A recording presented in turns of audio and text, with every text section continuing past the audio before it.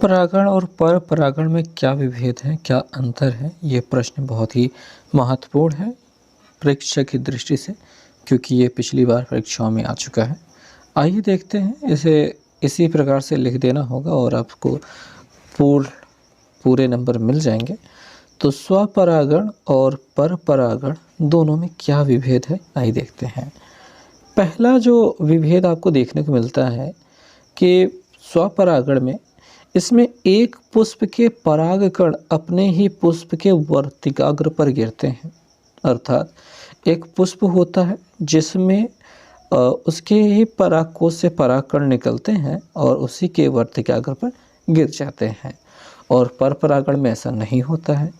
इसमें एक पुष्प के परागकण अपने ही जाति के अन्य पुष्प के वर्तिकाग्र पर गिरते हैं, जैसे कि कद्दू वगैरह में ऐसा होता है। ठीक है, ये संभावना रहती है इसमें। स्वपरागण में दूसरा हिस्सा देखेंगे, इसमें कहा गया है कि इसमें किसी साधन अथवा माध्यम की आवश्यकता नहीं होती है।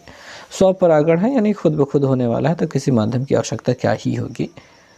दूसरे यानी परपरागण के दूसरा वाला जो हिस्सा देखा जाएगा तो इसमें कहा जाएगा कि इसमें साधन या माध्यम की आवश्यकता होती है, और वायु, जल इनकी आवश्यकता होती है, या फिर कुछ जीव भी होते हैं जो परपरागण करते हैं।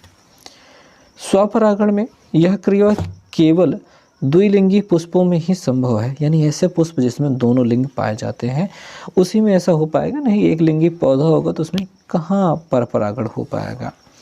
ठीक है, तो तीसरा जो परपरागण की अगर देखी बात की जाए, परपरागण किसमें होता है, तो यह क्रिया एक लिंगी तथा द्विलिंगी दोनों प्रकार के पुष्पों में होती है। जो भौरे मधुमक्खियाँ होती हैं वो यही परागण का काम तो करती हैं, परपरागण का।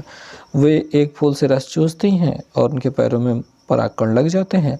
वो अलग अलग पुष्प पे जाकर बैठती हैं तो उनके वर्तिकाग्र पे वो परागकण चिपक जाते हैं और परागण हो जाता है। तो ये एक लिंगी और द्विलिंगी दोनों में ही हो सकता है, परपरागण होता ही है। और अगर स्वपरागण की बात करें तो इसमें पुष्प छोटा होता है तथा पुष्प के लिए रस, सुगंध तथा मकरंद की आवश्यकता नहीं होती है।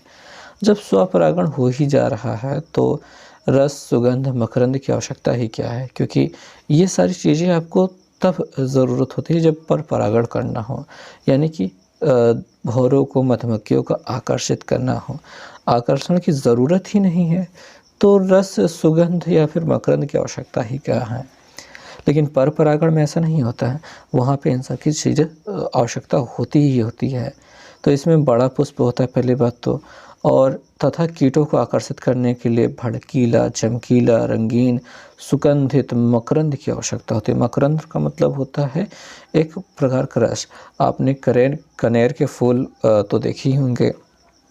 कनेर का फूल अगर सुबह ताज़ा ताज़ा खिला है तो अगर आप उस फूल को तोड़ करके उसके पीछे के हिस्से को मुंह में डालेंगे तो एक मतलब मीठा सा रस आपको मुंह में मिलता है। मैंने तो इसको बहुत यूज़ किया, मतलब बहुत पिया है। तो ये मकरंद जो है, यही जो रस है, इसी के लिए कीड़े यानी कि मधुमक्खियाँ या फिर तितलियाँ, भौरे ये सब आते हैं पीने के लिए, और उसी की वजह से परागण हो पाता है, परपरागण।